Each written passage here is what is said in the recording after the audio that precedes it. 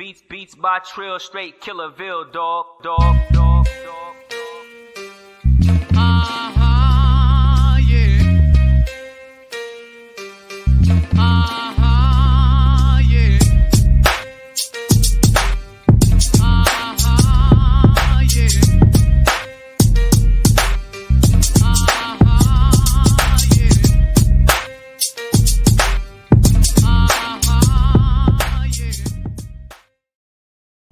Oh, yeah, that's right. We back. Another episode of the Paul Pickett Podcast, aka the Common Sense Podcast, your source for music, sports, politics, world events, and much, much more. We're going to take you back into the world of bare knuckle fighting. We got a guest that's going to be fighting in BKFC Fight Night, Kansas City, August 16th, 2024, versus Justin Martinez for the men's flyweight division. Let's bring on the one and only Blaine Warbritton. Blaine, what's good, man? Hey, what's up, dog? How you doing today? Oh, I'm feeling good, man. How you doing, bro? I can't complain. I'm getting into some standard questions at first. What were you doing before you were doing bare knuckle fighting? I was actually an amateur boxer. I had 40 of those fights. Started doing that when I was a teenager. Okay. And when I was about 22, I kind of had a falling out with the guy that taught me how to box. And then I kind of just was like, I'm kind of done fighting. I'm not really feeling this no more. Didn't really like the politics with the pro game. So I was just like, And then here comes bare knuckle. I was like, I started getting that little itch. And then after that, I linked up with my coach now, Danny Brown. He's real smart. He thinks real like I think. Like we'll sit down and we'll break down fights together. And we just started getting that itch. And we were both just like, all right, it's time to do this bare knuckle thing. And it was on from there. Yeah, I've interviewed a couple cats, and they say at first it sound crazy as hell, and then once they seen it, they was like, "Sign me up." Yeah, see, I never thought it was crazy. What I actually got my interest off the old Knuckle documentary with the gypsies over in England throwing down, and I was like, man, I wish we could do that here. I was like, I wish we had some stuff like that in America. Just throw it out, like just old school. Let's knuckle up, get her done. Because I was always scrapping in the streets. But we didn't want to record them, throwing on YouTube, nothing like that. We were like, hey, this is hush hush. We're going to go throw it out real quick and then move on. So then when it was starting to get talked about, like, oh, we're going to bring bare knuckle to the States, like, oh, it piqued my interest big time. I was like, that's what I was born to do. Because I was never big on, like, blocking with the big gloves and trying to cover up and show up. I was always head movement, footwork, and I was like, man, my boxing style will convert to bare knuckles so good. And then once it came over here, everything just started lining up, and then it was on from there. Now I watched because I had to do my research. I saw a fight online, Midwest Fight Night 2 versus Paul Walters. Yeah. Looks like you definitely had a height advantage over him, and you took advantage of that. Oh yeah, I'm gonna have a height advantage over all these fools. Like, how tall are you? I'm 5'10". Okay, yeah, you're gonna have a clear height advantage. Oh yeah, I got a 76-inch wingspan. These dudes don't know what they got going on. So I saw you when you beat him in the first round. You hit him with back-to-back uppercuts. Yeah. And from my experience in watching BKFC and stuff, it seemed like he might have got up a little too fast from those uppercuts too. Oh yeah, he should have stayed down. See, when I got in, I was feeling him out, and I was like, oh, this dude ain't on my level. I was like, let's move around, let's have some fun, let's kind of drag it out a little bit. And I was like, oh, he's throwing his overhand right a lot. And I was like, yeah. Let me feint him, let him throw it, and I'm gonna take his head off. I feinted, He threw the overhand. I threw the right uppercut. When I threw the first one, I actually landed with the wrong part of my hand. Boom, and I instantly corrected it and threw the right one. Bow, landed it, turned his head. That was right. Yeah, and I notice a lot of these cats when they get hit like that, they try to get up real fast. But I've heard that you need to kind of like Oh take yeah, that knee, gather your senses, and then try to get up around the 7 mark, and then you might be good to go. yeah. But If he was smarter, he would have stayed down a little longer. Try yeah, to he get his did. feet back under him. He seemed kind of wild with that right. He Oh might yeah, have I hit one read him from a to the mile body or away. something. Yeah, he might have been able to get away with that with some of these other dorks, but you ain't throwing that on me. I'll see that from a mile away. Yeah, it looked kind of wild, and I know he lost his footing on one of those. Now, how did you get into the BKFC? Did you have to go through any tryouts or anything of that nature? Nah, so I had the bare knuckle fight locally. That tape kind of made its way, started making its rounds, and then Scott Farley, the manager for the Goats, or Goat Management Agency, he seen it. He hit me up. He was like, "Man, I want to sign you." And he wasn't the only one. I was getting hit up by a lot of these management teams.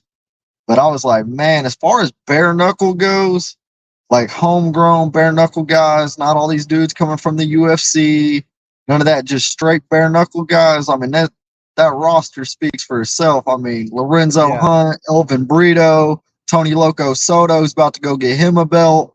I mean, it was just like this is the right team. We linked up, we started going through the process, signed with them, and then he was like, "You want to fight on BKFC show in Kansas City, right near your hometown?" I was like, "Dude, sign me up. Let's go." And then that process kind of worked. He was like, "Hey, you want to fight? They got a fight ready for you, Justin Martinez." I was like, "All right." Like, I'll like line them up, dude. I'm gonna run through these dudes. I did not care who they gave me. How much do you know about your opponent? I don't know much except he's 0-3 and he's 2 inches shorter than me. He they as far as in the BKFC, I know he had the Chansey fight, Okay. which was pretty good till he got caught. He had the who was it? J.R. He Ridge. fought They J had a yeah, really yeah, yeah, yeah, J.R. Ridge. they had a really good scrap. And then he had the Austin Lewis one, which was the last one. And That was a no contest. and and that was actually a no contest where he knocked dude out right at the bell, and they called it a no contest. And then I saw his fight over they did in Ryzen against that Japanese dude, and that Japanese dude's real good too. Um, so I mean, he fights aggressive. He likes to throw Yeah, like a overhands. bulldog. Yeah. I already know what he's gonna do. My coach knows what he's gonna do. Like, this fight's already, like, I've already ran through it in my head. I know how it's gonna go. I know how it's gonna end. Like, I could spoiler alert it. Now, the fact that he's 5'2", does that make any difference? To me, not so much. I'm used to fighting shorter guys anyway. Like, how much shorter is what it is. They're all gonna have to fight their way in on me. I'm the big guy. I'm the big dog. Like, I got quick feet. I got a quick jab. I got a long jab. I got one punch knockout power. Like, these dudes gonna have to evade all the bombs, evade all the landmines, try to get inside, and then once they get inside, they're gonna have to hope they can do something without me spinning them off and hitting them. I mean, I'm the puzzle to be solved here. Yeah, and that's the thing. Like, I mean, he could go off. I guess he could look up the fight that I was looking at. But when you get into BKFC, it's a little different. The ring is definitely different than the ring that y'all were fighting in that time. Yeah, the thing is too is I hope that people watch that fight and they think that's what I'm in, because there's a little secret to that fight that people don't know. they're gonna find out August 16th when I get in there with Justin. Now, what would you say your greatest strength is? My greatest strength, I got a lot. My footwork, my head movement, my jab, my power, my length, my experience. A lot of these guys, they might got a handful of MMA fights, and then they come in here. I've been boxing since I was a teenager. I've been scrapping in the street. Here's the thing too: is a lot of these guys, they're either they'll talk and they'll be like, "Oh, I'm real technical," or they'll be like, "Oh, I'm just a dog." And there's people like me, man. I got both. I've been developing skills since I was a teen. Like this fight stuff is not new to me. This is in me. It's bred in me. Not to mention, I've been scrapping in the street my whole life. Like that dog's in me too. Like I'll sit there and box people's ears off all day. But if there's somebody that can box with me, I can bring that dog out too, and we'll stand in toe to toe and just throw bombs. Like I got all of it. I'm a 5-tool player. Now, have you had many losses? As an amateur, I went 32-8. Okay, how'd you deal with the losses and bounce back? I hate losing. I'll say I fucking hate losing. Man, I'm a competitive prick. Like, man, I'd fucking rather not lose than win, if that makes like, man, them losses suck. I fucking hate them. I remember all 8 of them. They all piss me off to this day. Yeah, most cats seem like they ask them that question and they take it kind of easy, like they just bounce back. But you the first person I heard say I hate every single one of them. I fucking dwell on them, man. I can't stand losing. Now, some fighters I interviewed, when they fight people, they might train a different way every time, like for that specific fighter, and some just train a certain way every single time, no matter who they fight. And what kind of fighter are you? I would say a mix. Like, I'm always gonna do my thing. I'm always gonna lead the dance, but I'm gonna figure out what my opponent might do that I can also use to my advantage to keep leading said dance. Like, my whole thing is like I'm very loose. I'm very fun. I'm very elusive. I like to work skills, and be real technical. But at the same time, I know all it's going to take is one shot, and I'll put somebody's lights out. And so I'll just set it up. I'll take my time. I'm not one of these guys that has one punch power, that's in love with their power to the point where they're just searching for it. Like I'm so confident, and I've had so much experience with hurting people and knocking people out that I know it's going to come eventually. So I can dance with it. I can play with them. I can set them up. I'll let them do stuff. All I know is once I land and I put something on it, that's a wrap. And now you're flyweight, correct? Yeah. I just want to see who's in your division. So you're okay. That's John Dodson. You got J.R. Ridge, who my Mhm. friend of the show interviewed him. Chancey Wilson. Man, you had some bulldogs to go through, man. Oh yeah. Who you This got? the this the big Tyler this the big Randall. show. There ain't no punks in here. Like I'll be telling people, like, you wanna talk about what the UFC is to MMA, that's what BKFC is to bare knuckle. Like I'm not here to fight easy dudes. I could have stayed on the local scene and just pump my record up or just beat a bunch of dorks up. Like I want the best guys. I want Dotson. I want Aguero. I want Chancey. I want Ridge. I want all these. You got a number next to you. You got a belt. Like I'm looking for you. Like I want the best guys. Do you think that's what makes BKFC head and shoulders above the rest of the bare knuckle leagues? Is that they got the best bare knuckle fighters out of all of them? See, I think we got the best bare knuckle guys. I'm not gonna take none away from other organizations and their bare knuckle guys either. But what I will say is, I think BKFC puts on the bigger lights, the bigger show. Yep. They have that wow factor to them that Yep. these other organizations don't. they're all, which I think is what's attracting a lot of these bigger name UFC guys and stuff Yeah. like that to come over, because it looks big time. It looks main event. And then you'd have to go division by division to talk about who's got what. As far as flyweights, I think BKFC is miles ahead of everybody else in the flyweight division, bantamweight division, featherweight. I mean, we got some dogs in this company. Don't forget my guy Redneck Mundell. You Oh, got Mundell's a beast, and then yeah, there's some, and all my Reber, fellow goat Ryan guys. Reber. Come on now. There's legends. There's a lot of already bare knuckle legends already in here. Like I said, Yeah. Lorenzo Hunt, Elvin Brito, Tony Loco Soto, and those are all GOAT guys. I'm just ready to join that list, bring a belt. As far as I'm concerned, the big dog of the 125ers is here now. Now, everybody always wants to win the belt. That's the standard. But what other goals and aspirations do you have in this sport? Man, that's the beginning and end right there. Yeah, that's just it. Like if I can't hand my mom and my dad that BKFC belt, then I failed. Period. Okay. I come from a town where we got a lot of fighters that want to be locally famous. They want to go around. They want to go to all these Topeka places and be Mr. Topeka. That ain't me. I don't care about being Topeka famous. I'm trying to fucking bring that shit to my parents, man.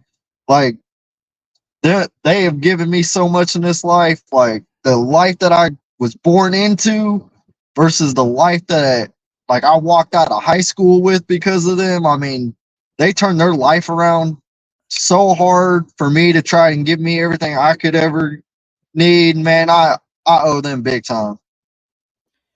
That's what's up. Now, Conor McGregor bought into BKFC. Oh yeah. I mean, what does that do for this sport? I think that's big time. But as far as fight fans go, like casual fight fans, not your hardcore fight fans, that Conor McGregor is synonymous. Yeah. Like, I mean, that's like a lot of people don't even know what MMA is, but they know what UFC is. Like, there's a lot of people that couldn't tell you who any of the current champions are, but you bring up Conor McGregor, and all of a sudden there's a conversation started. Oh, I know Conor McGregor. It was funny. I mean, here I am, red beard, clean cut. I mean, you know how many times I'm walking, somebody, oh, Conor McGregor. Like, come on, man. Yeah, do you think he'll ever fight in BKFC? I don't know. It'd be big. I'd love to see it. One of them Knuckle Manias, main evented by Conor McGregor. It don't even matter who he fights. It don't, right? They could go get the popcorn machine guy and bring him down for Conor McGregor, and that's just gonna do like 4 million pay-per-view buys. Yeah, I think you're right. I think it don't matter if they like bring out a Mike Perry or they bring out, like you said, just the bottom of the barrel, man. Like I said, they could give him one of the top guys. I mean, Mike Perry has done a lot for this sport, and the name that he's built. I mean, I'd say he's kind of right now the current face of bare knuckle, and they could do that super fight, Mike Perry versus Conor McGregor. But like I said, Conor's at such a point where it doesn't matter who he fights, where he fights.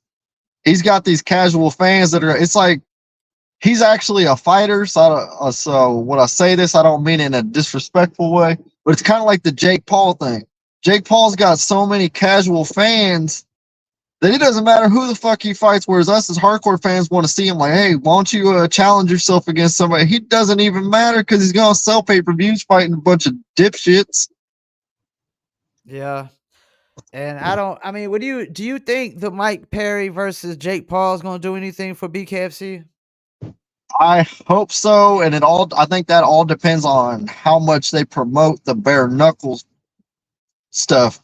If they just run it like it's a regular boxing match, they don't really mention the BKFC, they don't really pump up Mike Perry like they should, then it probably won't give them the bump. If they really run it and they show videos of the savagery that Mike Perry be getting into, spitting that blood out, that's such an iconic bare knuckle scene when he spit that blood out, kept going. They use that stuff, and he goes out there and puts on a really good performance. If he wins, loses, whatever. If he goes out there and just drags Jake Paul into a dogfight, and they pump that out and they promote that the way they should, Perry should come out a bigger star which then makes the BKFC a bigger deal.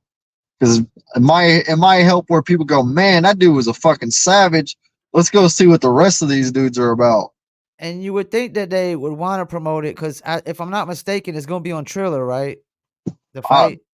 I'm not sure. I would assume so. Because Jake Paul usually fights all his fights on Triller, and Triller is part owners of BKFC, if I'm not mistaken. You know, so it would. I mean, if they're smart, they would definitely try to mention, that Mike Perry's in the bare knuckle thing as much as possible. And that's the thing. He's actually had a probably, I guess you could say, a better career overall in BKFC because he's undefeated, right? Oh yeah. Even you had Austin Trout, he beat my guy right here, Luis the Baboon Palomino. Yeah, he beat Diego Sanchez and Palomino. So yeah, he's had a second career, and that's the thing. A lot of these UFC cats, they can have their second careers when they fizzle out, and of course, you got the people trying to compare UFC to bare knuckle, and that's how bare knuckle's really starting to get noticed because you comparing them, and it's like you shouldn't be comparing them already because like one is like 6 or 7 years old, and the other's like 20-something years old probably. Right. Yeah, BKFC is growing big time at a rapid pace. It's really cool to see, and now it's like really fun to be a part of. And now I'm just looking to take myself up. I'm gonna try to do everything I can in my power to become a star in this company and bring eyeballs to this company as well as the eyeballs bring it to myself. Like, and it's really cool to be a part of for sure. I can't imagine that the Kansas City show won't be sold out either. Like every show is pretty much sold out. It's gonna be packed. It's gonna be packed. I'm gonna have a lot of people there. What do you expect to happen to your opponent come fight night? Because now I know somebody said, like, when we interviewed him before, that BKFC is different than boxing. Boxing starts out slow and gets fast. BKFC starts out fast and gets slow. You're gonna try to just knock them out the gate. See, that's the thing too. Whereas I think like guys that come from the pro boxing scene and then come into bare knuckle, it's different because a lot of pro boxing, you're taking your time. You got longer rounds, longer minutes. Yep. But amateur boxing's not like that. Okay. You got 3 rounds, 1 minute, or a minute and a half. You go to the big tournaments, it's 2 minutes. But it's much more fast paced. You got to get on your guy. You got to do work. You got to get it done because you only got 3 rounds, 4 rounds in a big tournament. I mean, you're not going all night like in the pro game. So I was already used to that, like jump on a guy. I knew I could take my time a little bit, but there's definitely a little more urgency. See, because it's almost different for me because going from the minute and minute half rounds to the 2 minute, it's almost like I got longer time where a lot of guys are used to the 5 minute rounds or the 3 minute rounds, and now they're getting subtracted down to the 2. And so I think it's almost an advantage for me going straight from the amateur boxing scene up to the bare knuckle scene in that aspect of the time. Yeah, that makes sense that it compares more to the amateur scene and whatnot. See if I got any other questions. So for this guy, did you kind of train for this guy the same way you kind of trained for the fight that I saw, the Paul? Paul. Sorry, Paul, but you got fucked up. Paul, I mean, you got the same first name, but you got fucked up. It was a local fight. I knew what he had skill wise. I didn't really have to train for him as a fighter. He didn't have nothing for me. There's levels to this game. I mean, it just was what it was. I knew I wanted to go in, drag it out a little bit, have fun in front of my home crowd, send him packing back to Florida, and just thanks for coming. Now, how many total bare knuckle fights have you had? Officially or unofficially? Officially. Okay, so just the one pro bare knuckle. Okay, and that didn't go the distance. Now, unofficially, any of them went the distance? Nah. Okay. this when if there's something I was gifted with a little something something that a lot of these guys don't got. I'll give that, man. That's genetic passed down from my dad. Like just to give a little background on my life, man. I was born not privileged at all. My dad was a drug dealer. Uh, Real young. My dad was like 20, 21. My mom was like 18, 19. When I'm starting to get into my like toddler days, a little older into my young kid days, I mean, my dad's taking me out with him to go and hang out in these trap houses, and he'll look back and he'll tell you, man, he wasn't living right, but he was young, living that fast life. And I just remember, man, going outside and hanging out with him and just watching him just put people to sleep, dude. Boom. And I was like, and that was where like my love for fighting started, was with my dad. Like it wasn't like we were sitting at home watching pro boxing matches or anything like that. I mean, it was just like, man, my dad's my hero. I'm watching this dude put people to sleep. Like I want to do that.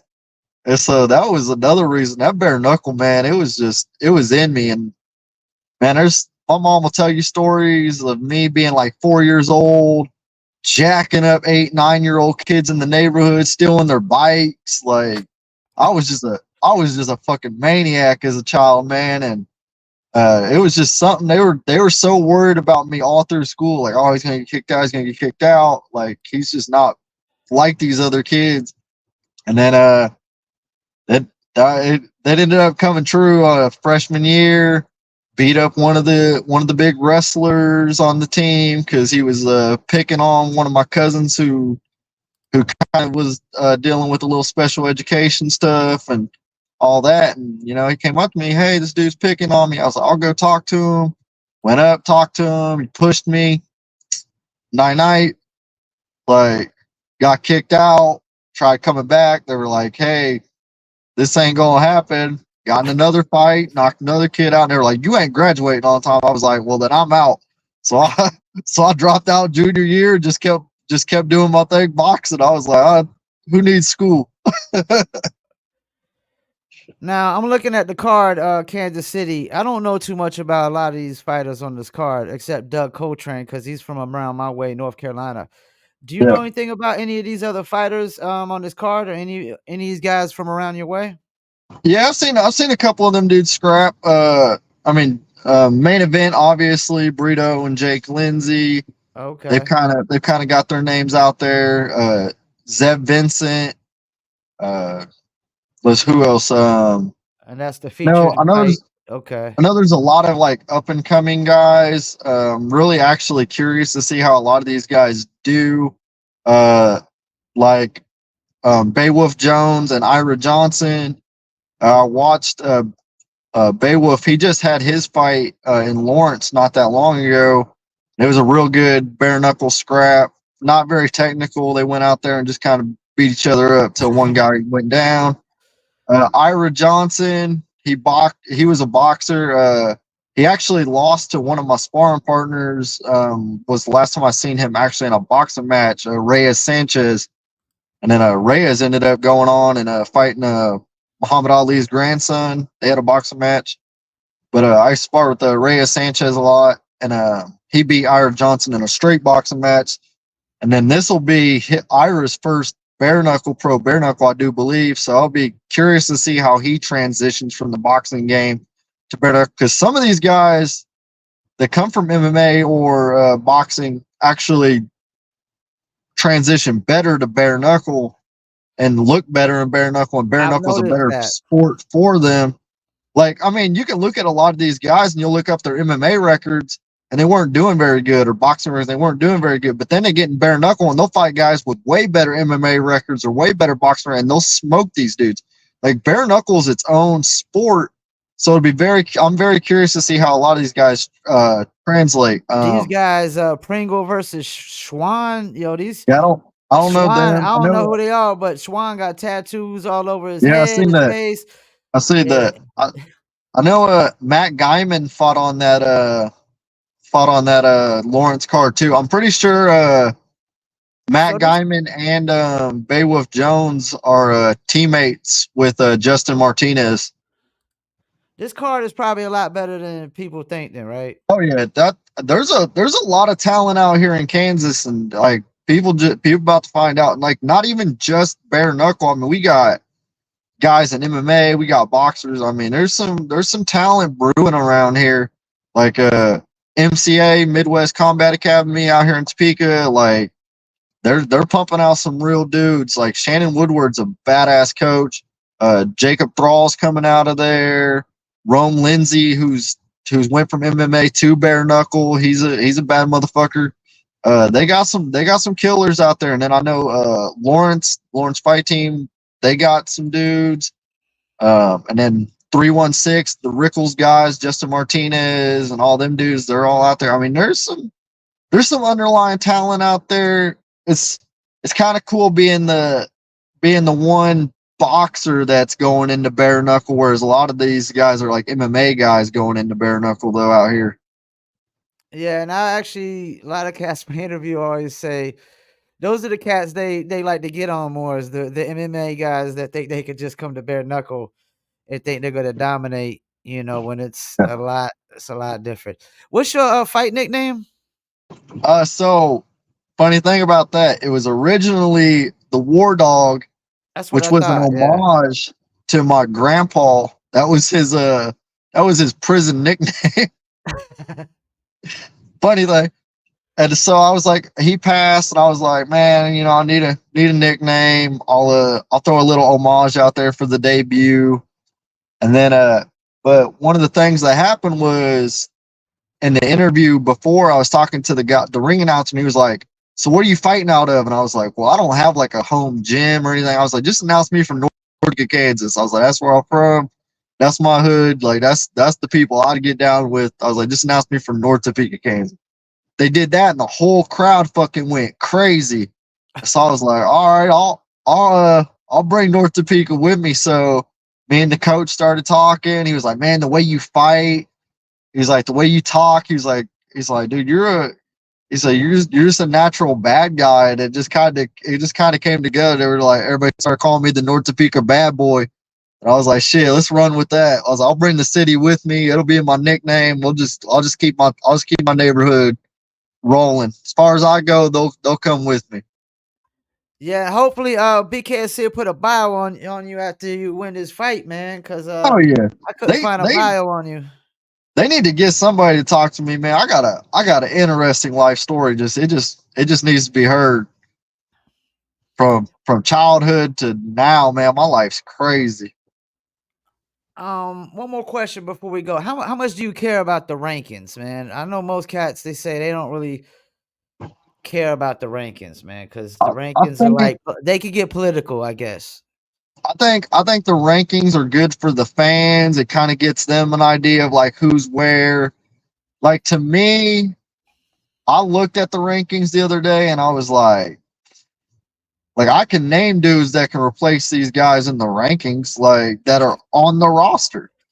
Like, and I'm one of them. Like, I was like, throw me in there, throw the Japanese dude that's in there now. What's his name? I can't even think of it off the top of my head. He was the one that fought Justin in Ryzen, and they're bringing him in. I'm familiar with him.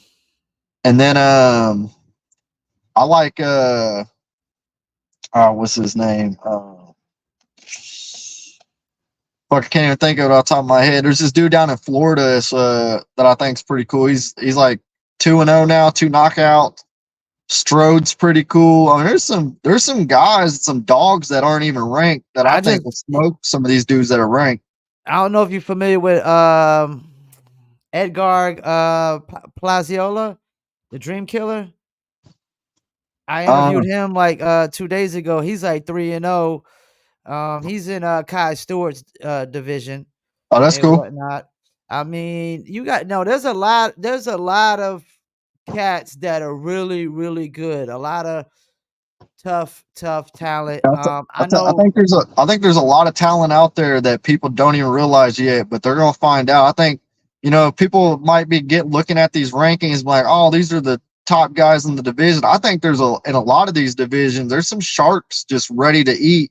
Because I think, speaking of 125, I mean, a lot of these guys have just kind of fought nothing but each other, and it's kind of built their names all up together because they just keep want to win, want to lose, want to win, want to lose. Like Chansey, Martinez, J.R. Rich, Tyler Randall. I mean, you look at their records, and all they've done is fight each other. It's like one will beat one, and then the other one will beat the other one, and they lose to each other. They win against each other, and now they're all ranked.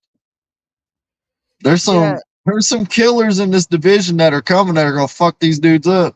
And then you got multiple rankings. You got BKFC, you got Knuckle Town, you got Bare Knuckle Nation. So it's like you can't keep up with them because they all never have the same rankings. Yeah, It's even like Mike Perry, man. They got, if I'm not mistaken, they got him as the number one pound for pound. he's the number one pound for pound and the number one ranked guy in his division, but they how won't let you him the fight number? for the belt. I was like, that's what I'm about to say. How you number one pound for pound and you ain't got a belt? He's the money weight guy. He's the money guy. He's the money guy. Yeah, he's the money guy. They're not gonna put him up against Redneck Mandel, which they're not doing bad. that. They're gonna keep saving him to fight against like anybody coming in from the UFC. That's what I said. Which I think is smart on the BKFC side as far as like that's a marketable thing, but as far as rankings go, I don't know. I know Perry's a fucking dog, and if they were like, "Hey, we want you to fight Mundell for the belt," he's gonna be like, "Fucking sign me up, let's go." He'll fight. Oh yeah, he'll fight anybody. Mike Perry's a fucking dog. But like, I don't care if one guy's got like 600,000 followers and other guy doesn't, man. Like, all I know is Redneck Mandel is the champ. He's also, and that means Mundell has. The way I look at it is Mundell has earned that money fight against Perry. Yeah, he's got the belt. Let him make that payday off Perry. And he's wanted it for a long time. They're trying to hold that one back as long as they can, man. That's the thing. Like, us as bare knuckle fighters, we're the real deal. Like, there ain't no pussies in bare knuckle. Like, you know what happened when I had my bare knuckle fighting last? I was the only bare knuckle fighter in the whole card. The day before we had weigh-ins, I'm standing in line and everybody's all the fighters. You're the bare knuckle guy? You're the bare knuckle guy? Yep. I wouldn't do that. I know. That's why no one will remember any of your names. Fuck out my face. That's what most people do say is, damn, I wouldn't do that for no kind of money. This is where the real fighters are right here. Cause there ain't no grappling. There ain't no holding on and saving and getting out of a fist fight. There ain't no gloves. There ain't none of that shit. This is just mano a mano, man versus man. We gonna fucking see who can throw the best hands if somebody's going out or getting cut up. There ain't no avoiding it unless you want to take a knee, tap out. This sport ain't for me. Get the fuck out of here. Modern day American Gladiator, and even the women. Like, I interviewed Melanie Shaw. She dealing with a lot of drama because of her fight, but like, she fought Bret Hart and she went viral because the tooth flew out and she was as bloody as hell, man. I'll give so much props to the women of bare knuckle, and I think they deserve so much props because unlike with us as men, there's not a lot of women that have one shot knockout power. So these girls are going in there for fucking 5 rounds, throwing bones on each other's face, just beating the shit out of each other. Because these girls hit hard. They might not be able to turn each other. It's like that old adage that Teddy Atlas used to talk about, where like there's like that fine line of power where it's like you don't have the power to put somebody to sleep, but you're better than they are, and you have just enough power that those are like the ones where they turn fatal at the end of 12 rounds. Yeah. Like, that's the women, man. They beat the shit out of each other. I will give them their props all day, every day. Them women deserve it. Yeah, they go the distance like every single fight, which that's some pain management warrior shit right there. Like, these women are going in there and going to war all the time. And then you see these dudes get hit with one shot. They take a knee, ain't even bleeding. They're like, I'm done. Get the fuck out of here, dude. I was interviewing somebody the other day. They said there's a lot of cats been quitting lately. They've been noticing dudes been quitting. Like, they'll take that, like you said, they'll take that knee and then they'll get that second thought in their head. You could tell they still had enough to get up and continue to fight, but then they Hey, like, there's a lot of dudes with no heart. They have that idea. right. I know what it is. In their head, they're watching these bare knuckle fights, and they're like, "Man, I got the skills. I got the skill. I think I can do it. I think I can do it." And then they get in there and they feel that shit, boom, and they're like, "Fuck this. This ain't for me. Get me out of here." But that's why I said, man, I grew up doing this shit. I've been fucking scrapping with people in the streets forever, and there ain't no weight classes in the street. What advice would you have for like those people that Because I'm pretty sure at first you had the people that just think they could come off the streets and get in the bare knuckle. What kind of advice would you have for Oh, them? doc, I get that shit. They'll be like, "What do you do?" I'm a bare knuckle fighter. Oh man, how do I get into that? Like you don't because you don't got what it takes. Like I'll tell you right, just because you used to beating up the other dorks in your little neighborhood, or you went to jail and got in some fights in there, that ain't the same. These are trained fucking fighters that are gonna go all day. They ain't gonna get tired, and they gonna beat the shit out of you. Like, don't do it. Like unless you you want to get into it, go find a real trainer, go find a real gym, go spar with real fighters, and then if you can get through all that, then maybe just maybe you could do it. And you're right. I haven't seen not one guy that's not training hard for this shit.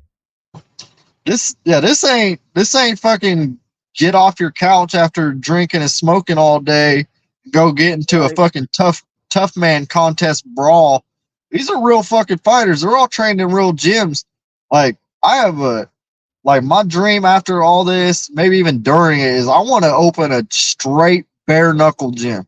That's all because I feel like a lot of these bare knuckle guys are either in MMA gyms or they're in glove boxing gyms, and it's not the same shit. It's not the same sport.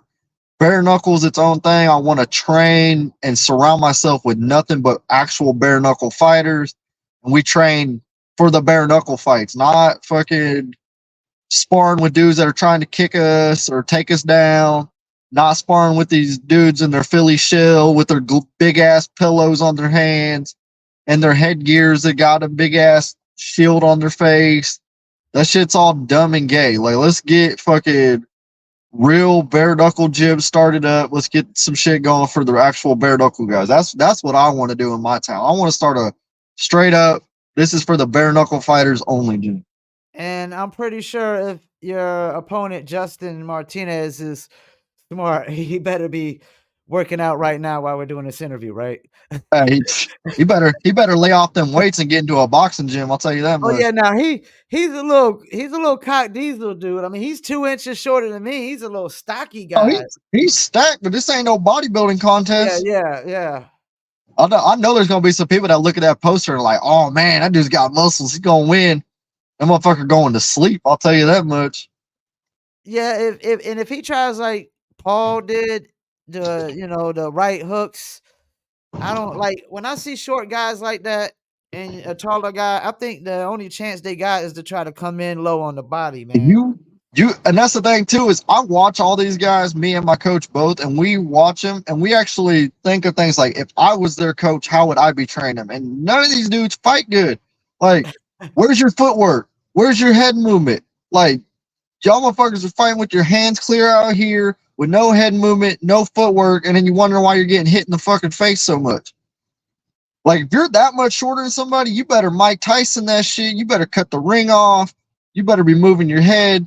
If you sit there and you cross your feet and you don't know how to cut me off and you just follow me around, I'll walk you like a dog. I'll keep you on the leash until I decide that it's time to go night-night.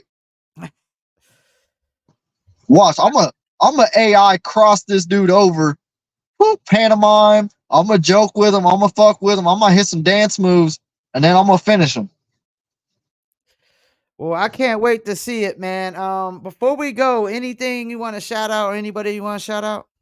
I want to shout out a couple people. I want to shout out Just Blazed. Wallace Khan runs there. He's kind of been rolling with me since the beginning. I got to give him a shout out. I got to give a big shout out to my coach Danny Brown, best mind in boxing in the state of Kansas.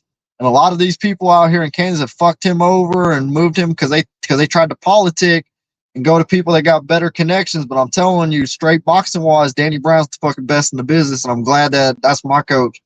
And then I definitely want to shout out some of the other fighters in town, fucking Jacob Thrall, Rome, Lindsay, he's a beast. All the MCA guys, Coach Shannon Woodward over there, he's putting together some cool shit. Uh, I do want to. I do also want to shout out my parents for everything they've done for me. I wouldn't be here without them. So them fucking realizing what they were doing, getting their life turned around, and making shit happen for me. I couldn't. I wouldn't be here if they didn't decide that there was better shit to do in life than what they were doing as kids. Well, I want to shout you out for reaching out for this interview. I know I'm doing something right when bare Oh yeah, knuckle fighters start hitting me up for the interviews and stuff. hey you, dude. This deserves to blow up. You deserve to blow up for sure.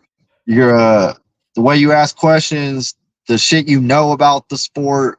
Like we need more knowledgeable people out there Well, promoting bare knuckle. That's how the sport grows. Like you need us, we need you type situation. Like we're all in it together. It's teamwork make the dream work.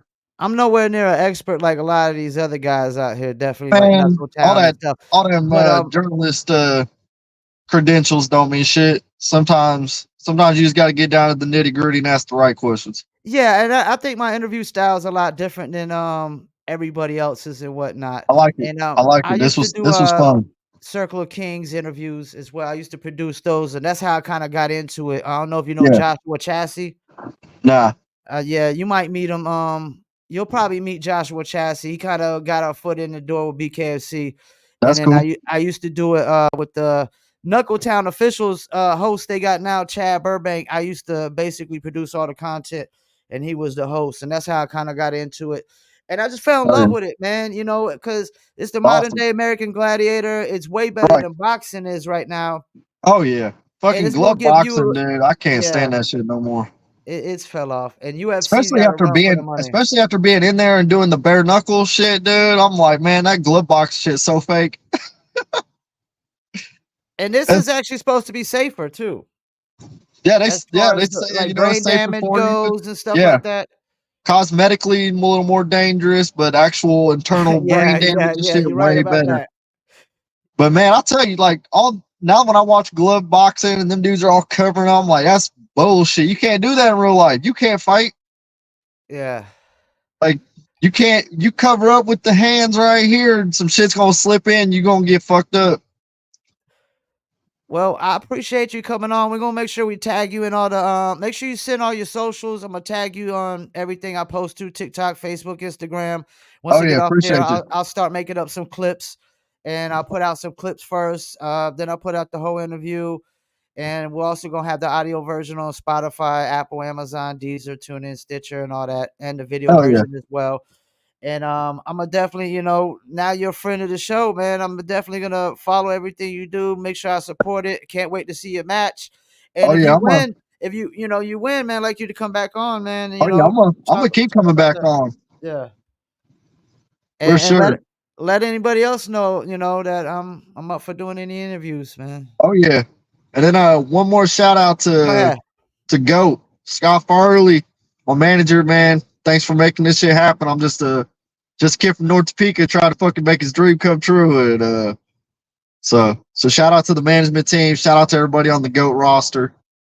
Uh I hope everybody watches fucking Elvin Brito, dude's a living legend, main event.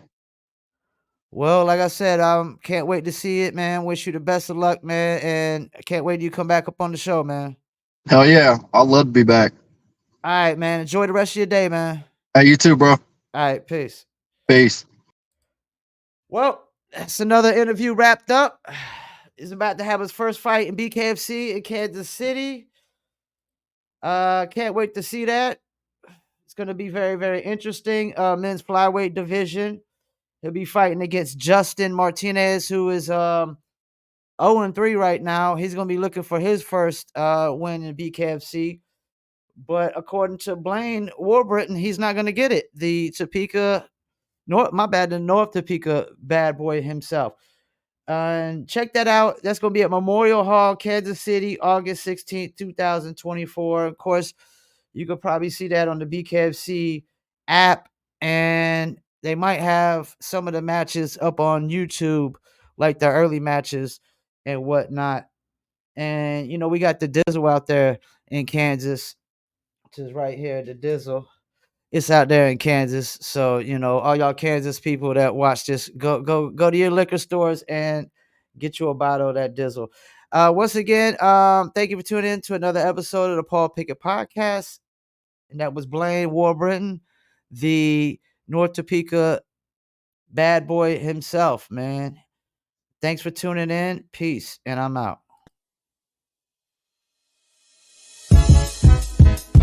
I